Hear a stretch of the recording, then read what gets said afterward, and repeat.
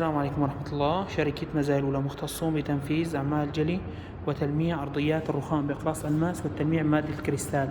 انتهينا ولله الحمد من تنفيذ أعمال جلي وتلميع أرضيات رخام كريستال تاسوس أبيض يوناني. ما شاء الله تبارك الرحمن. انتهينا من العمل بشكل كامل مع المحافظة على الخشب بشكل كامل. نلاحظ كان الخشب موجود بكميات كبيرة في الموقع لدينا هنا. طبعا قبل ما نبدأ بالعمل عملنا له بلاستيك وتيب وسيليكون يعني من تحت عشان ما يتأثر بالموية أبدا بشكل كامل، ولله الحمد انتهينا منه بشكل كامل. طبعا أحد القصور في منطقة الرياض مع جلي الدراج، كله الدراج اشتغلناه وحطينا عليه بلاستيك قبل ما يشتغل. طبعا في كان بقع الصفار الصدى حطينا عليه مواد وحننتظر 3-4 أيام بإذن الله بركة تنشال هذه بقع الصفار. لاحظ هذا الدرج جليناه ولمعناه، دور الأرض كامل بإذن الله انجلى وتلمع وتغطى بلاستيك كامل الدور الأرضي. ما شاء الله تبارك الرحمن. دراج خدمي، جدران كامل الرخام الكريستال تم الانتهاء منه مع جدران الرخام. ما شاء الله تبارك الرحمن. اللهم اجعل المنزل مبارك. كله انتهى. طبعا الاستفادة من أعمالنا تمتع في خدماتنا. اتصال على رقم 0505 400 957. زي ما كلمناكم كمية أخشاب كثير، جدران ما جدران الحمد لله ولا تغبرت ولا غبار جاها، موية ما موية الحمد لله ولا أبدا. هاي الأدوار العلوية ما هي كريستال، تندرا جري.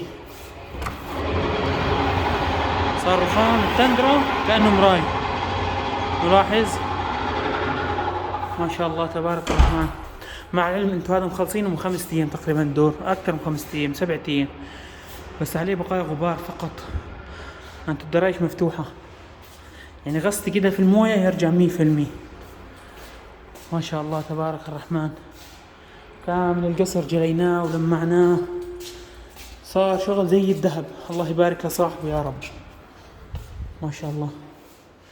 استفادة من أعمالنا تمتع بخدماتنا. اتصل على رقم 0505 400 957. مجال عمل الرياض وكامل المنطقة الوسطى. فروعنا منتشرة في الدمام المنطقة الشرقية. درج الخدمي، الدرج الرئيسي كله انتهينا منه بشكل كامل ولله الحمد. كله كامل انتهينا منه. طبعا الخشب دواليب خزن كله ولا تأثر الحمد لله. هذا خشب الأبواب ولا كأنه حد شغال. حافظنا عليه قبل البدء في العمل ببلاستيك وتيب بشكل دقيق جدا. نعيد الرقم 0505 400 957. مختصون بتنفيذ أعمال جلي وتلميع الرخام والبلاط والدرج بالألماس والكريستال الصناعي. درج تندرا جرين، درج الخدمي من فوق لتحت كله انتهينا منه بشكل كامل. ما شاء الله تبارك الرحمن. اللهم اجعله منزل مبارك.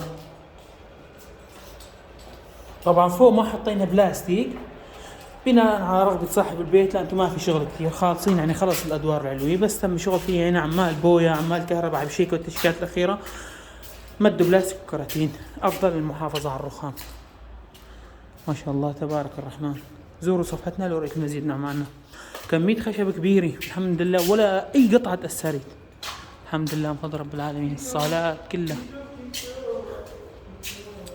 جدران الحمامات، المغاسل بشكل كامل. ما شاء الله. زوروا صفحتنا اطلع على مزيد من أعمالنا.